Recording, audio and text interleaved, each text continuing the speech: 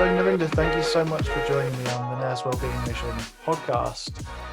Would you like to just begin by telling us a bit about who you are and your background and where your interest and your work stemmed from? So obviously you've done a lot of work, not just with nurse wellbeing, but the wellbeing of healthcare staff in general. So give us a bit of a backstory. Yes, well, I'm Narinder Kapur. I'm a consultant neuropsychologist, and I was born in India. And my parents, there's a bit of a history to my family because we were in Pakistan before partition. And when the British decided in their wisdom to divide India into two, Pakistan and India, we were on the wrong side of the border, and we were Hindus living in a mostly Muslim country. So my parents were actually refugees who fled from Pakistan to India in 1947. And I was born a few years later in New Delhi.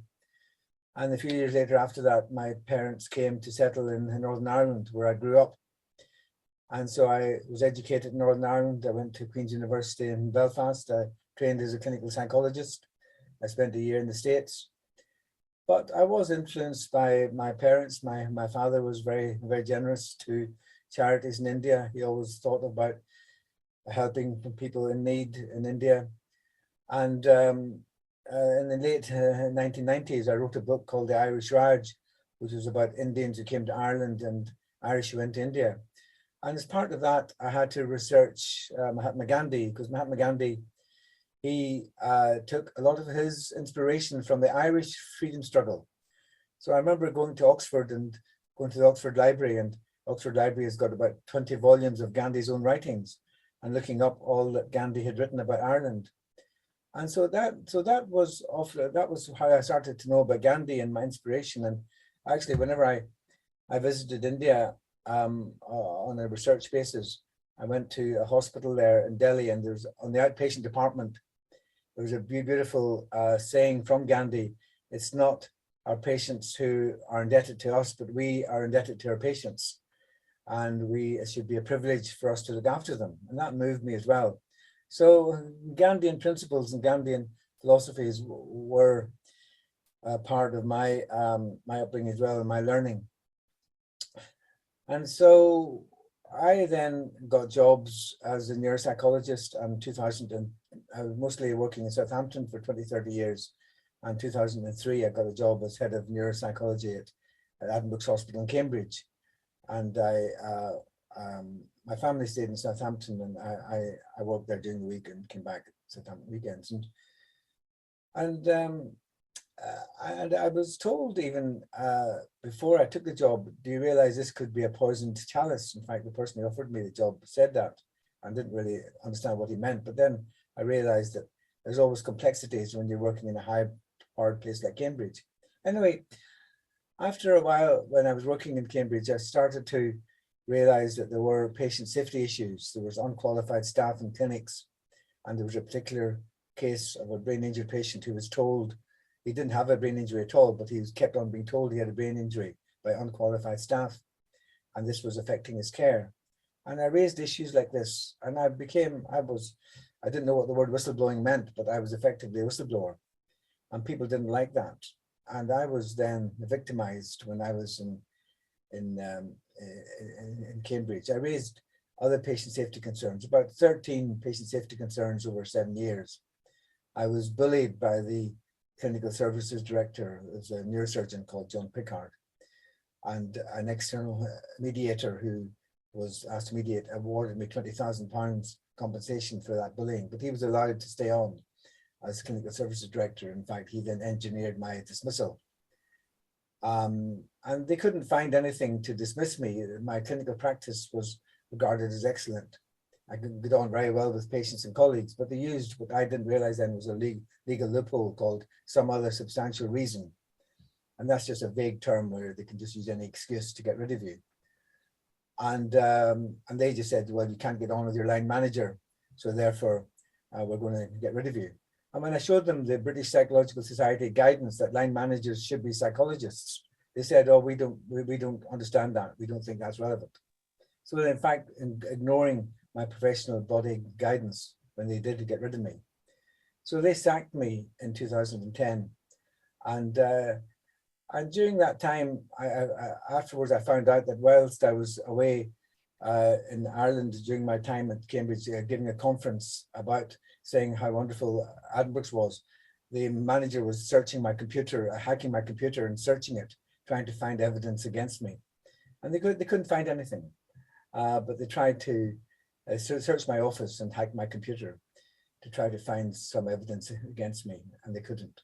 But anyway, they sacked me in 2010, and I went through what was clearly a kangaroo court. There was just one dismissing officer. When I was appointed to the job, there were about 7 or 8 people in the panel, experts, independent people from outside the trust. When I was sacked, just a single person in the panel. It's amazing when you're selected. You know, if you don't get the job, well, you can just get another job. But if you're dismissed, that's your reputation ruined.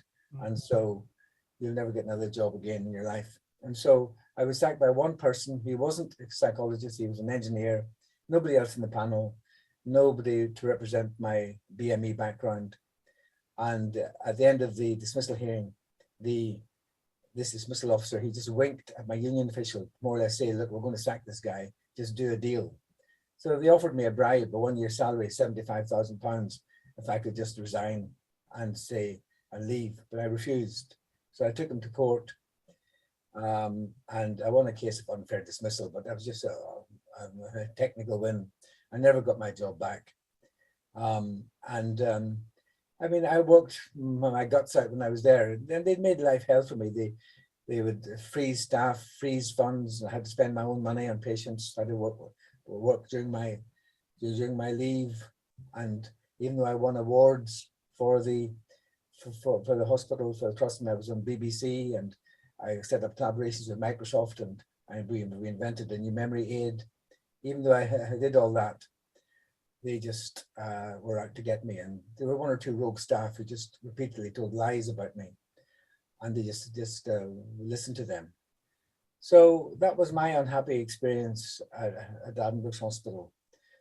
And then when I moved to London, I moved to UCL, I soon realized that what happened to me was in fact widespread throughout the NHS. There was an organization then called Patients First, which a doctor, a pediatrician at Great Ormond Street, Kim Holt, she had founded because of the scandals at Great Ormond Street, BBP and things like that.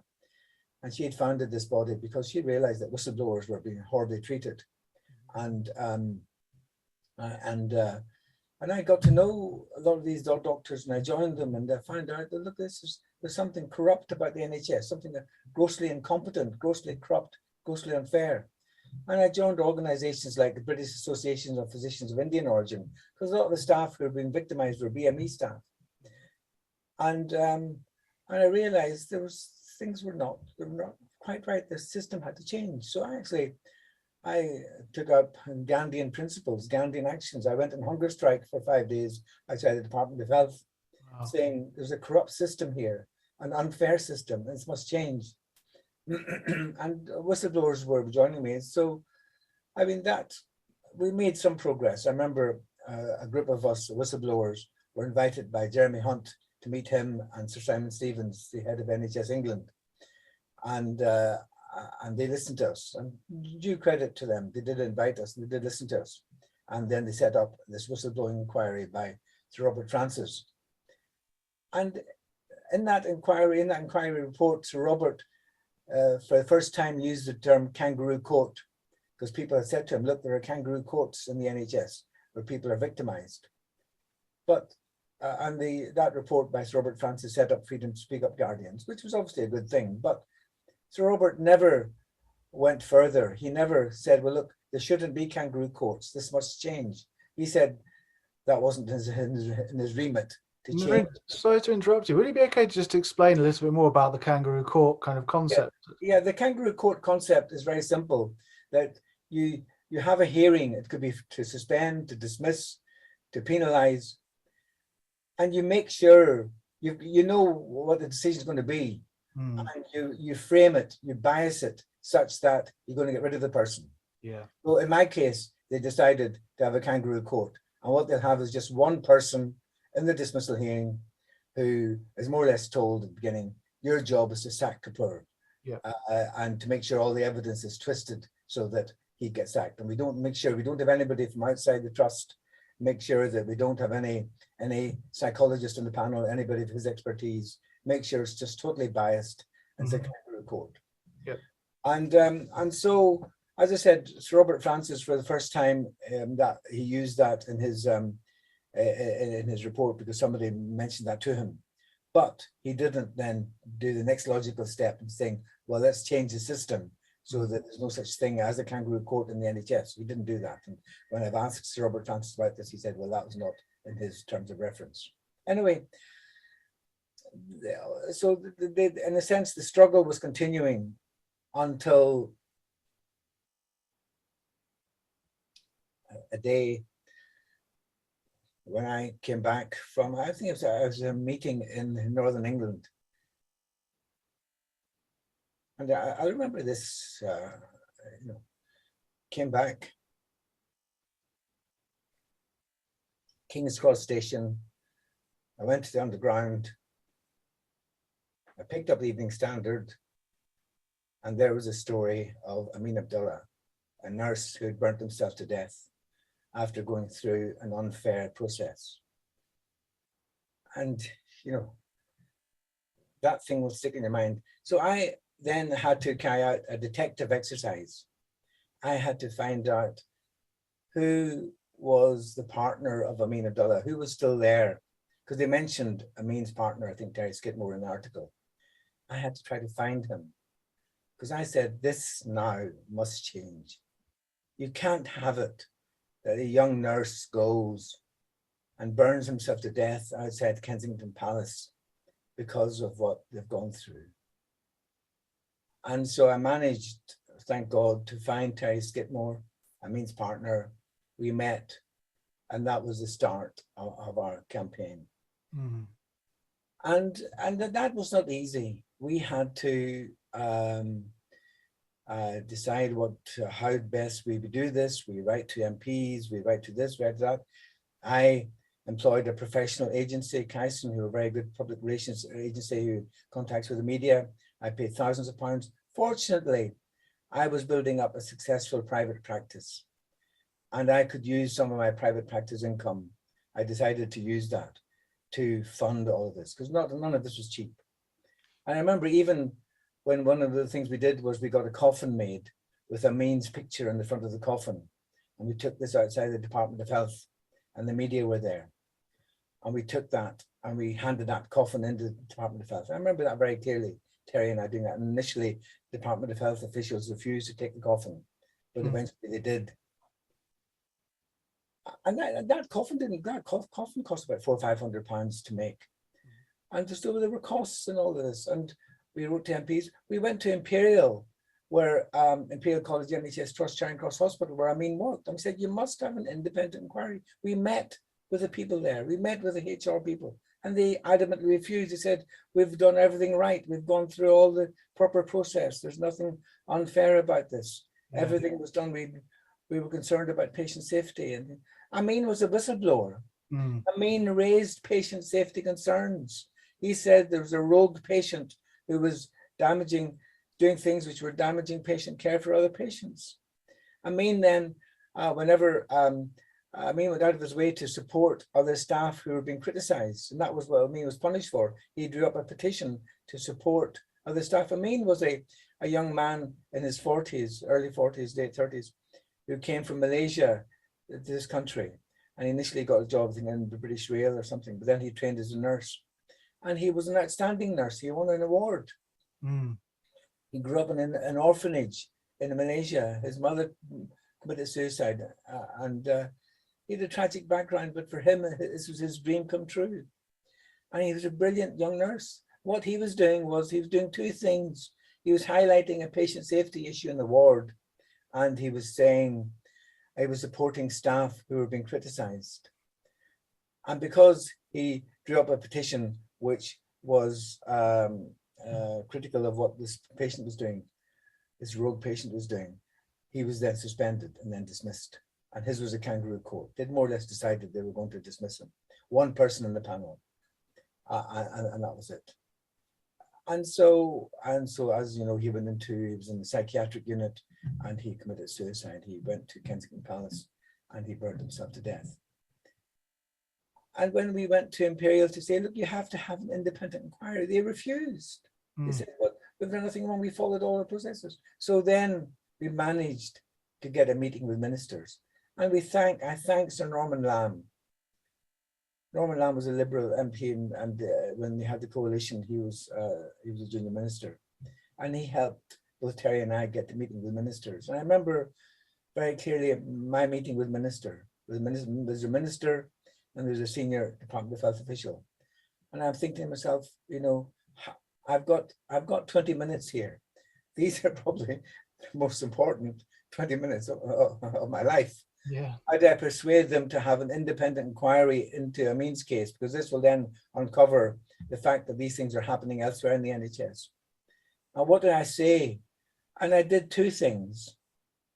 First of all, I presented hard evidence.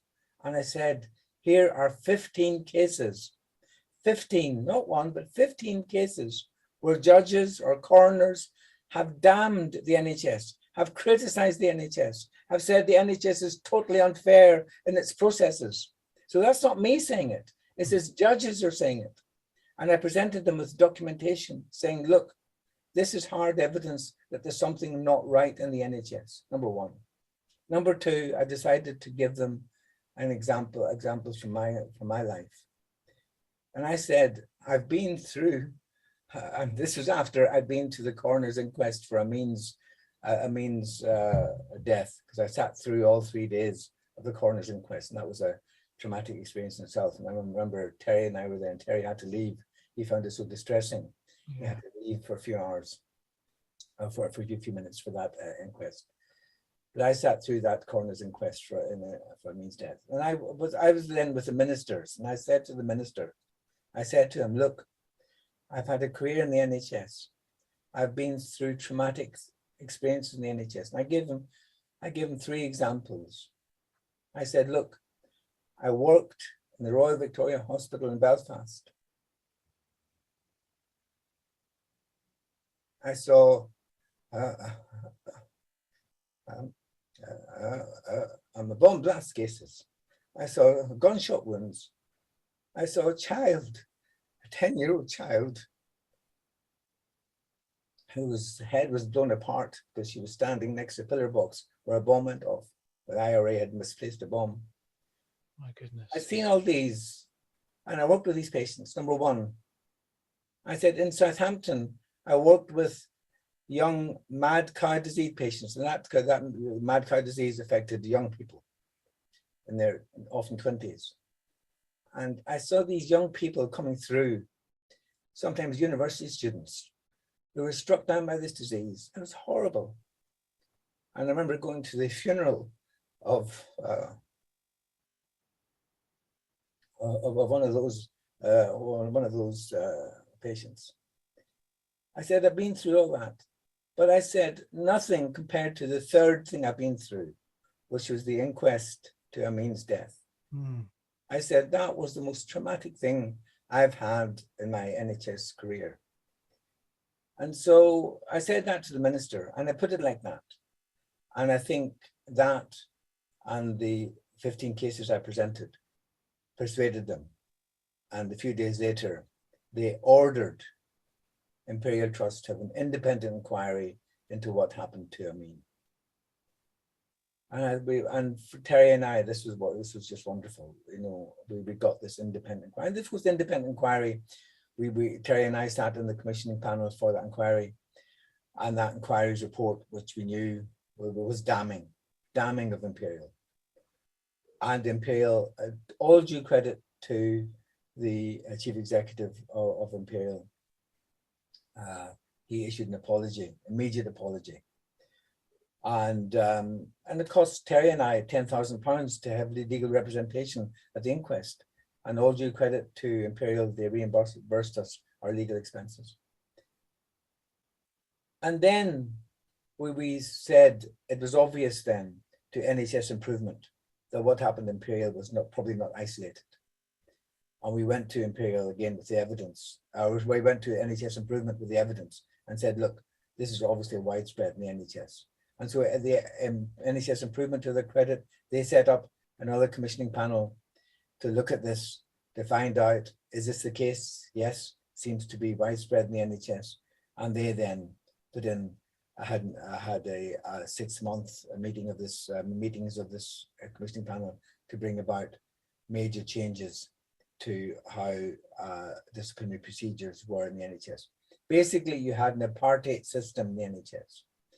One system for doctors and dentists called MHPS, Maintaining High Professional Standards, where there's a large degree of fairness, plurality, independence, and expertise were on panels. It wasn't perfect, but it was largely fair. But for others, for nurses, for psychologists, for other staff, there was no procedures, no national procedures. Trusts could do whatever they wanted. They wanted to set up a kangaroo court, they could do it. And that's what they did in many cases. That's what they did in Amin's case, or that's what they did in my case. Totally blatant. And so the NHS Improvement Panel then set up recommendations, made recommendations for these key principles of plurality, independence, and expertise, and other recommendations for there to be much fairer procedures. And they were sent out, and thank goodness we had 2 people in NHS Improvement, Baroness Dido Harding and Purana Isar, the Chief People Officer, and they were both sympathetic and supportive. And they realized that what we were asking for was just simple fairness, simple common sense, that we have these basic principles of fairness. And so, these recommendations were out there. During all this time, we had lots of meetings with Imperial, because Imperial were then going to completely redo their policies and procedures. And Terry and I had lots of meetings with the HR director, the chief executive. And to be fair, they did then introduce new procedures, new much fairer procedures.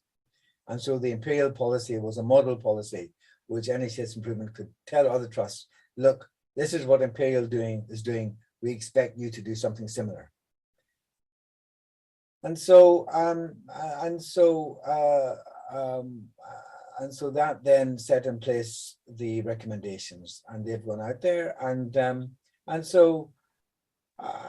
but the recommendations are there, but there still is lots of unfairness for whistleblowers and for BME staff. Those 2 people are still victimized. The Freedom to Speak Up Guardians scheme has only been partially successful, because those Freedom to Speak Up Guardians are employees of trusts. They're not independent. And so they're always in a difficult position. So that's only had, I think, a minor effect. So there are still lots of doctors, lots of nurses, lots of other staff who are victimized, are treated unfairly. I belong to a group called the Doctors for Justice Group, who meet regularly to discuss cases of unfairness. I'm on the BME advisory board, which advises the GMC on BME issues, and cases of unfairness keep coming up. I was involved in the Amin case, and tragically, another case came up a few years after Amin in 2018 of a consultant anesthetist, a BME doctor, who committed suicide after he was subject to allegations by a young patient. So basically, a young girl was going through an anesthetic for a dental procedure, and this anesthetic is known to generate hallucinations of a sexual nature, and that's been documented. And after the anesthetic, after anesthetics, then she made an allegation about the anesthetist, saying that he had touched her breast.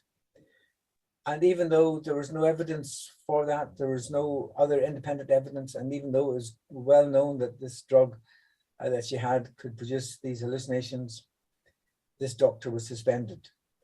And this doctor then was reported by the police to the GMC. And the day that this doctor, this Indian doctor, received a letter from the GMC to say that he'd been investigated, he then drowned himself. He committed suicide. And I remember then people know me and I'm involved in cases, and they approached me to help his widow. I remember going to his widow, and I've helped his widow over the past few years. I went with her to the inquest into his death, and I helped to try to bring about some changes to the system. That's still an ongoing case. There's a film has been produced about his case called Multiple Jeopardy. It's not yet publicly released, but it's available. Somebody has produced a film about his case. So there are still cases of injustice going on. And in fact, in the last few months in the BMJ, British Medical Journal, did several injustice, especially for BME doctors. And there's a particular case called the Dr. Aurora case, which is making the headlines in the British Medical Journal and the GMC. So the regulatory bodies like the GMC have to do things, have to improve what they do, but the NHS system still has to change. These recommendations that NHS improvement brought about, they have to become requirements. No point in having a recommendation if it's just a recommendation. They can just ignore it. Oh, well, we don't really, it's just a recommendation. We don't have to. The CQC, the Care Quality Commission, should have it as a requirement. And if it's not implemented, they should fine the trust. So there's still some work to be done there. And I'm still involved in one or two cases. Independent providers is another area. I mean, we talk about NHS, but independent providers can often do things without any concern for NHS guidance or policies and procedures or recommendations. And I'm involved in the case at the moment where an independent provider more or less set up a kangaroo court and dismissed a neuropsychologist, somebody in my profession. And I'm supporting that person as he tries to fight that particular case. So there's still unfairness out there because cognitive bias, unfortunately, is just part of human nature, it can be. And people and organizations are just concerned about money and about their reputation. Fairness, unfortunately, comes just much, much lower in their list of priorities. So in the context of all that, then I've set up two schemes. I've set up one scheme in memory of a Dr. Karen Wu, who was murdered in Afghanistan in 2010 after providing aid there. And my heart went out to her. I mean, obviously what happened to her is no comparison to what happened to me, but I went out of my way to provide a high quality service at Addenbrooke's, making lots of sacrifices, lots of personal sacrifices. And what did Addenbrooke's do to me? They stabbed me in the back. They punished me. And similar to Karen Wu went out of her way to give aid to people in Afghanistan. And what did it wasn't the Taliban, but it was people related to the Taliban. What did they do? They murdered her and about 10 other aid workers. And how more cruel can life be? A young doctor, after providing aid, after making sacrifice, that wasn't easy. They made a several-day trek to a remote village in Afghanistan to provide aid. And the way back, what did they get for doing that? They were murdered. And so I contacted Karen Wu's mum, just because I knew that there was a Karen Wu Foundation that her mum had set up. And I just contacted, and then that was the beginning of then a relationship I had with that organization. And every year on Gandhi's birthday, I went with Karen Wu's mother and we made a donation. I made a donation to her in front of Gandhi's statue in London, as several £1,000s. And I've supported the Karen Wu Foundation over the years, which supports healthcare in Afghanistan, but to give support to her mother and to her family. And so that Karen Wu's message would still be out there. And so what I've done is I've set up a Karen Wu Award, which is £1,000 a year for 10 years. I funded it. And so that will support healthcare in Afghanistan, which is close to Karen Wu's heart. And I want people to remember Karen Wu's story. She was a UCL graduate, and she died making sacrifices. So that's one scheme I've set up. Then the other one is in memory of Amin. I don't want people to forget Amin's sacrifice. It should never have taken somebody to burn himself to death for the NHS to realize the system was incompetent and corrupt. I went in a hunger strike for 5 days outside the Department of Health, and I was just ignored. I was just a mad person going on a hunger strike. But why did it have to take somebody to burn themselves to death for then the people to realize, oh, hold on, there's something not quite right here?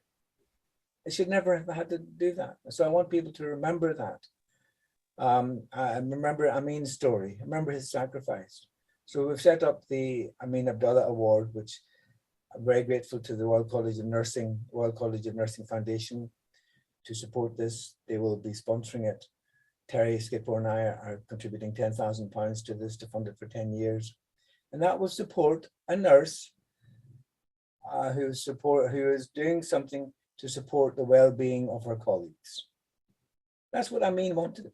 Amin just wanted to help another nurse who was being unfairly criticized. And Amin just wanted to do something to support that nurse. Yeah. After that, he was victimized and he was dismissed. So any nurse who goes out of their way to help other nurses, they will get this grant, this award, to help them with their work. And it's taken some time to set this up, but thank goodness the RCN have given it their backing and support. Terry and I are putting in 10,000, and British Indian Nurses Association, which is a part of the British Association of Physicians of Indian Origin, they are providing their support for that. They're giving it their backing, so we'll have their endorsement. And so that's where we are at the moment. I still want to see changes brought about. I want to see the Care Quality Commission split in two, one part dealing with patients and the other part dealing with staff. There's an organization called Health Watch, which is concerned with patient care. I think that should be split in two, one part dealing with patients, one part dealing with staff well-being. The Healthcare Safety Investigation Branch was set up to look at patient safety incidents and lessons that can be learned. I think that should have a staff well-being branch, so people can look at incidents like what happened to Amin, like what happened to Dr. Suresh, and automatically carry out an independent inquiry, automatically find out what lessons can be learned. So there should be mechanisms in place to learn lessons. It shouldn't have to take people like Terry and me to have to go on a campaign to try to learn lessons. I think that managers need to be regulated. They're not accountable. You try to refer, who do you refer a manager to if they set up a kangaroo court? Nobody you can refer them to. I am regulated by my professional body. A doctor is regulated by their professional body. A nurse is regulated by their professional body. A manager is regulated by nobody. That's a nonsense. And there should be some sort of accreditation system independent of the CQC, because CQC has got limited resources. Professional bodies, like pathology, have been doing it for years. The pathology services in UK have annual accreditations or regular accreditations by a set body.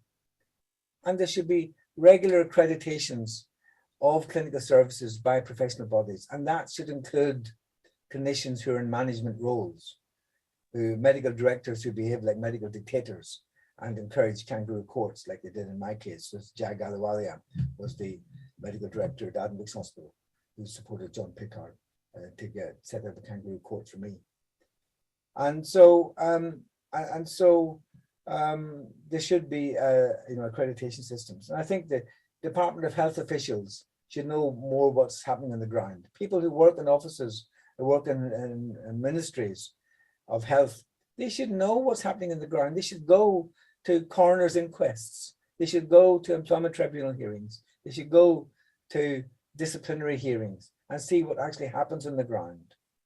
They shouldn't just be sitting in their offices in a government building. They should know what's happening. And we shouldn't have to wait for people to send in protest letters. You send in a protest letter to a government department, it just goes into a whisper bin. These officials should know what's happening on the ground, and they should be accountable as well. The people in the Department of Health or in the government departments who decide on these policies, they decide whether the CQC should be split in two or something like that. They should be accountable if they decide to do nothing, because if they're the ones who decide on legislation, and they're this one who decides on national policies, and they decide, oh, well, there's unfairness there, which affects BME staff and whistleblowers, let's just forget about it. Those officials in government departments should be accountable. Mm-hmm. So that's where we're at the moment. We're still some things to do. There's still unfairness and injustice out there. And there's naturally a balance in all these situations, and you have to have a balance with sometimes staff well-being and patient safety. There may be a conflict between the two, and you may have to make some difficult decisions. I'm not saying these cases are just black and white, but I think there has to be a change. And I said, it's not rocket science. And whatever culture we're in, whatever country we're in, if you follow the basic principles of truth and compassion, nothing more. That's what Gandhi said 100 years ago, truth and compassion. These are the important principles in life. If you apply those, and we as academics should apply science where the science is there, the science of cognitive bias, the science of unfairness, the science of trying to get people to do certain things. We can apply scientific principles to these things. Then I think, I'm hopeful that progress can be made, but there are still steps to be undertaken. But I'm grateful that I've managed to stay healthy and keep good health and have the resources to do what I want to do. I'm grateful that I've had the support of colleagues over the years. My UCL colleagues have been fantastic. They've been very supportive, and I'm obviously grateful for that. And I'm grateful for those people in the Department of Health who did listen, who did set up the inquiry into Amin's death. I'm grateful to politicians like Sir Norman Lamb who did what they did. So there are some people who went out of the way to be supportive and helpful, and I remain thankful and grateful to them. Well, on that note of gratitude, Narinder, I'm extremely grateful for your candor and sharing your story and telling us about the case of Amin and others. And I found it very moving to hear more about exactly what went on. Of course, I've read some of this information before, but to actually hear it from you is very emotive. Narinder, what I like to do with my guests on this podcast is to ask to share some practical advice on the issue that we're talking about. So I wonder, given your experience and your knowledge of how these systems and processes work in the NHS, if there are people listening who perhaps do feel that they've been treated unfairly, or maybe there is some sort of disciplinary procedure that's ongoing or about to happen, or there is some kind of whistleblowing concern. Do you have any kind of advice that you might like to share to those people or share with those people? Yeah, well, I think that I would, there's some basic principles of advice I would offer. First of all, get advice, get some independent expert advice from several people, because if you're involved in something, naturally things will get quite emotional and you'll often not be able to see things from maybe an unbiased angle. So make sure you get lots of expert advice. Some of that may be costly, but to do get that independent external advice. The second thing is look after your physical and mental well-being, because that's key in these things, especially your mental well-being. And if you're distressed, if you're not sleeping, then that's going to affect your judgment and your thinking about things. I think those are the two key things. I think obviously you have to know policies and procedures. You have to sometimes know what legal situation is, etc.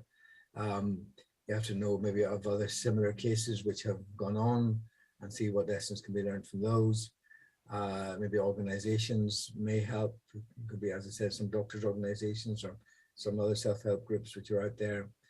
But I think the key thing is to have independent external advice and to look after your well-being. And there may be science out there which may come to your help. And sometimes there is articles written, books written on some of these topics. Some research has been done.